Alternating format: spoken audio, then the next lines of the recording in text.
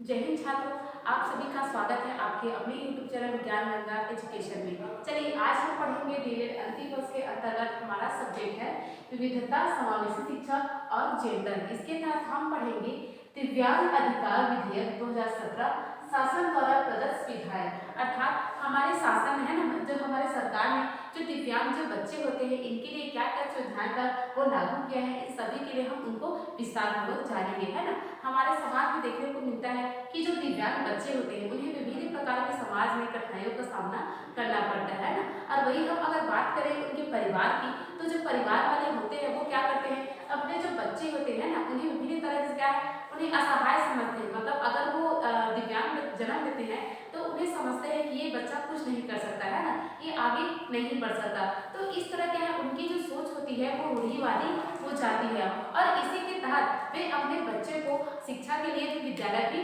नहीं भेजते हैं ना। और इसी तरह वो क्या करते हैं, अपने बच्चे को घर में ही वो रहने देते हैं और उन्हें शिक्षा के लिए कहीं बाहर वो नहीं भेजते हैं। तो इस प्रकार क्या है, अगर वो अपने बच्चे को समाज में या विद्यालय उन्हें पढ़ने के लिए भेजते भी हैं तो उन्हें विभिन्न प्रकार से उन्हें क्या है, उन्हें अपशब्द बोले जाते हैं या उन्हें विभिन्न तरह से उन्हें प्रताड़ित किया जाता है या उन्हें विभिन्न प्रकार से क्या है, उनको जो सुख सुविधाएं होती है उनके लिए उन्हें वंचित कर दिया जाता है। तो इन्हीं सबको देखते हुए हमारी जो सरकार ने विभिन्न प्रकार से है ना उनके लिए जो विधेयक है वो पारित किया है, ताकि जो दिव्यांग बच्चे हैं उनकी जो उनकी सुविधाओं में कोई भी जो कमी है वो ना आए।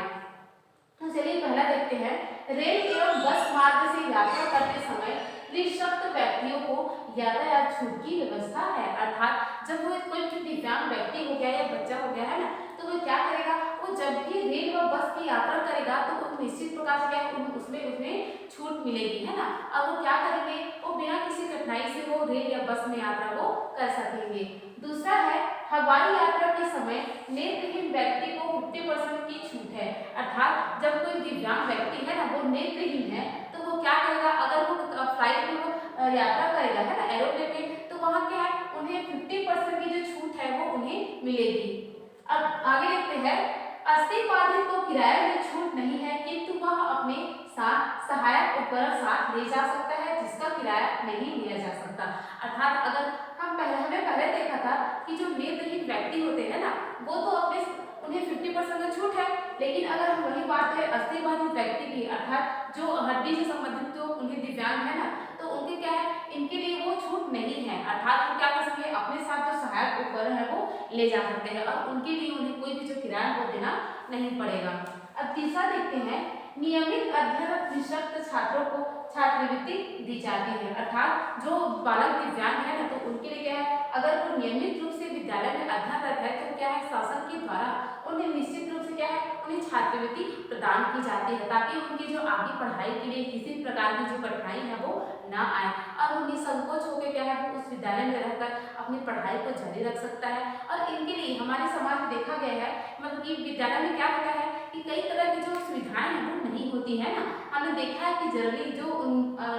दिव्यांग जो बालक होते हैं उनके क्या है, जब उन्हें शासन के द्वारा उन्हें साइकिल प्रदान की जाती है तो उस विद्यालय में उचित रैंप की व्यवस्था नहीं होती है। तो उस अगर विद्यालय में उचित रैंप की व्यवस्था की जाती है ताकि वो जो बालक है ना वो उसमें अपना साइकिल को आराम से चढ़ाकर उस विद्यालय में प्रवेश कर सके। और उसमें क्या होता है, हम जनरली हमें देखने को मिलता है कि उस विद्यालय में जब शौचालय की व्यवस्था होती है तो उसमें के जो दिव्यांग बालक होते हैं उनके लिए अलग से सुविधा होनी चाहिए ताकि उन्हें किसी प्रकार की जो असुविधा है वो महसूस ना हो और वो बिना किसी कठिनाई के विद्यालय में जाकर अपनी जो पढ़ाई है उसको वो सुचारू रूप से जारी रख सके।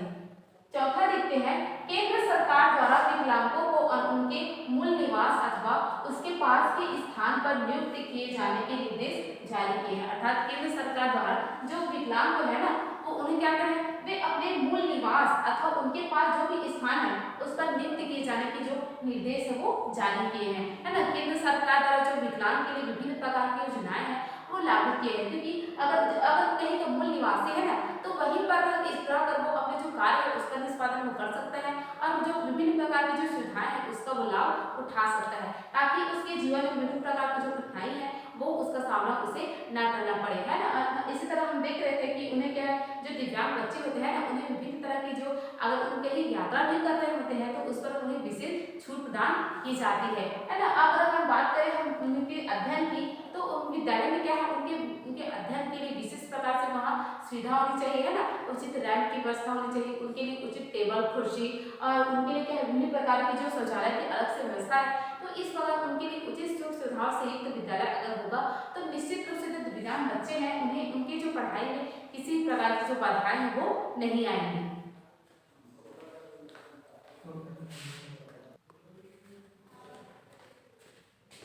चलिए आगे देखते हैं। विकलांगों की शासकीय सेवाओं में नियुक्ति के लिए निर्धारित आयु सीमा में 10 वर्ष की छूट प्रदान की जाए। अर्थात हमारे शासन के द्वारा, है ना, जो नौकरी के लिए विभिन्न जो आयु एक निर्धारित की जाती है, तो उसमें अगर यदि विकलांग की बात करें तो उसमें क्या होता है, उनकी आयु का, है ना, मतलब निर्धारित आयु सीमा से 10 वर्ष की छूट प्रदान की जाती है ना। जो विकलांग के कोटा के जो होते हैं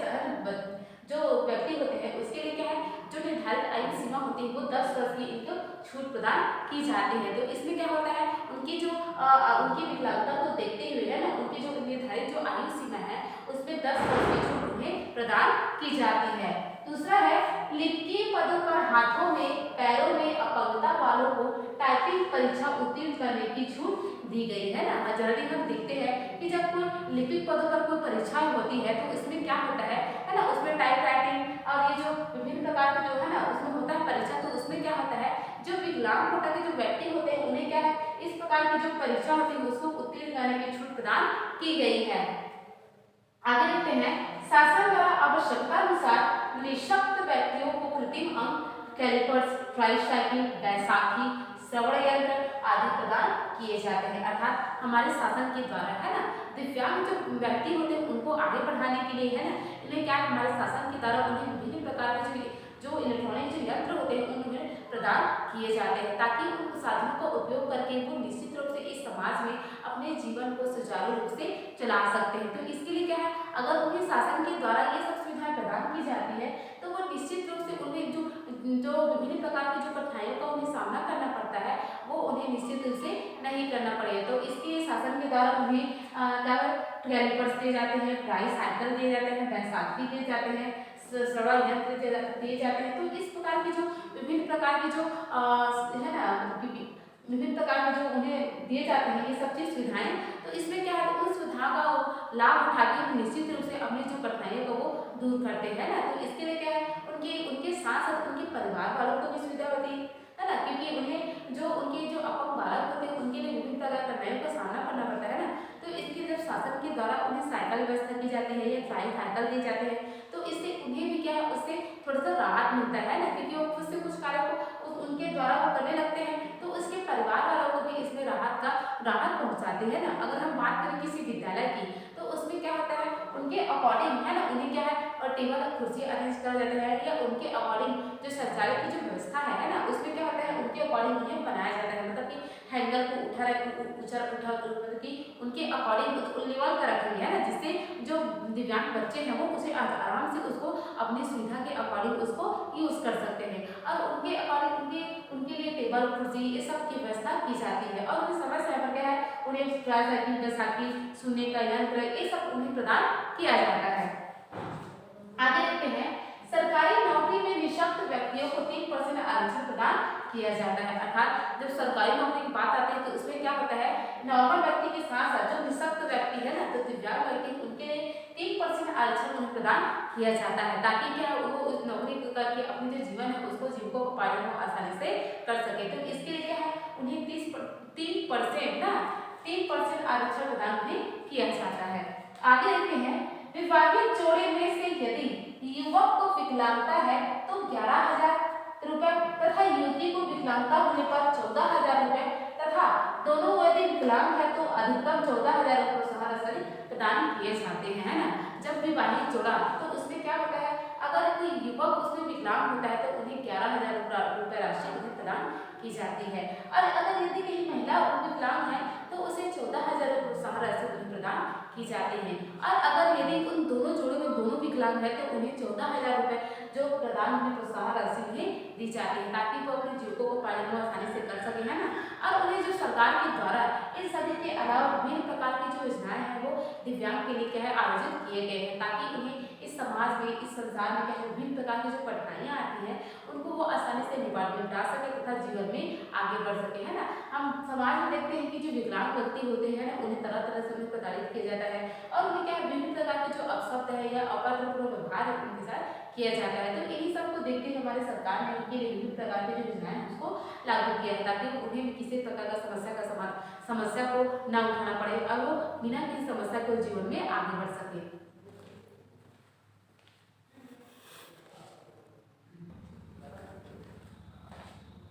चलिए आगे देखते हैं, शिक्षा के क्षेत्र में मिलने वाली छूट एवं सुविधाएं, अर्थात दिव्यांग जो बच्चे होते हैं ना, उनको शिक्षा के क्षेत्र में कौन कौन सी जो सुविधाएं और छूट है उन्हें प्रदान की जाती है, इसको हम देखते हैं ना। क्योंकि देखिए उन्हें जो विभिन्न क्षेत्रों के तहत क्या है, उन्हें शिक्षा के क्षेत्र में जो दिव्यांग जो बच्चे होते हैं उन्हें विभिन्न प्रकार के जो छूट और सुविधा उन्हें प्रदान की जाती है, ताकि वो क्या करें, वो बिना किसी कठिनाई के वो शिक्षा ग्रहण कर सके और जीवन में वो आगे बढ़ सके, है ना। क्योंकि क्या है, शिक्षा जो होता है वो सभी व्यक्ति के लिए जरूरी होता है, लेकिन क्या है, जब भी दिव्यांग बालकों की जब बात होती है तो क्या है, उन्हें जो परिवार के द्वारा तो उन्हें बेकार समझा जाता है, साथ ही समाज के द्वारा भी उसे बेकार समझा जाता है। और क्या है, उन्हें जब ये बोलते हैं कि समाज के द्वारा सुनने को मिलता है कि ये बालक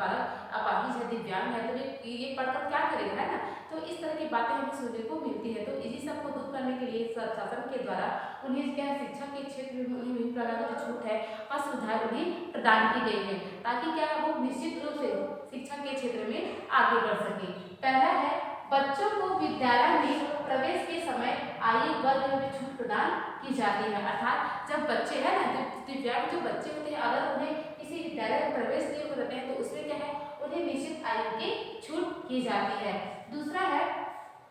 व्यवसायिक शिक्षा हेतु शिक्षा शुल्क, लेखन सामग्री का खर्च एवं छात्रावास सुविधा उपलब्ध कराई जाती है, अर्थात उन बालकों को है ना, उनके व्यवसायिक प्रशिक्षण के लिए तथा उनको शिक्षा शुल्क है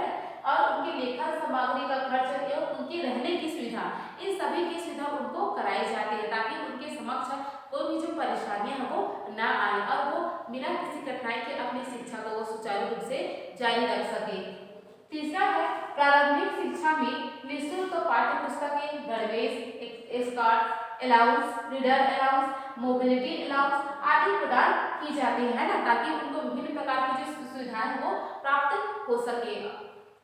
अब चौथा देखते हैं, इन बच्चों को केंद्र एवं राज्य स्तर द्वारा दी जाने वाली छात्रवृत्ति की सुविधा जो लागू हो उसकी सुविधा प्रदान की जाती है ना, मतलब कि उनके लिए क्या है, केंद्र सरकार द्वारा उनके लिए विशेष प्रकार की छात्रवृत्ति की सुविधा उन्हें प्रदान की जाती है। तो इसके क्या है, निश्चित रूप से उस छात्रवृत्ति के द्वारा वो अपनी जो सामाजिक उनकी जो कठिनाई है ना उसको वो दूर कर सकते हैं। तो इसके द्वारा क्या है, केंद्र सरकार और राज्य स्तर के द्वारा उन्हें छात्रवृत्ति की सुविधा प्रदान की जाती है, ताकि वो क्या सके, अपने उस छात्रवृत्ति के द्वारा उनकी जो कमी आ रही है उसको वो दूर कर सके। उसके बाद पांचवा देखते हैं, नेत्र बाधित व ऐसे निःशक्त बच्चे जिन्हें लिखने में असुविधा होती है, परीक्षा देते समय अतिरिक्त समय व लेखा की सुविधा प्रदान की जाती है, अर्थात जब वो बच्चे क्या है, वो जब नेत्र बाधित होते हैं या ऐसे बच्चे हैं ना जो लिख नहीं पाते, तो उसके लिए क्या है, वो विद्यालय की तरह क्या है, उन्हें असुविधा होती है, तो इसमें क्या है, उन्हें विभिन्न प्रकार की जो उन्हें अतिरिक्त उन्हें समय प्रदान करना चाहिए, है ना, ताकि वो उस समय के रहते हुए अपनी जो परीक्षा उसको पूरा कर सके। और जो विद्यार्थी है ना लिख नहीं सकते, उसके लिए लेखा की व्यवस्था करनी चाहिए, अर्थात ताकि वो उसके बदले वो वहाँ पर बैठ के वो लिख सके, है ना, मतलब वो बोले और वो लिखे। तो इस प्रकार के उन्हें इस प्रकार की सुविधाएं उन्हें प्रदान की जाती है, ताकि उनके जो शिक्षा के क्षेत्र में उन्हें किसी भी प्रकार की जो कठिनाई है उनका सामना ना करना पड़े, है ना। क्योंकि हम देखते हैं कि जो दिव्यांग बालक होते हैं उन्हें विभिन्न प्रकार की जो कठिनाइयों का सामना करना पड़ता है। तो इसके लिए क्या है, शासन के द्वारा, केंद्र सरकार के द्वारा उन्हें विभिन्न प्रकार की जो सुविधाएं वो लागू की गई, ताकि उनके जो शिक्षा के क्षेत्र में जो भी कठिनाइयां आती है उसको दूर किया जा सके।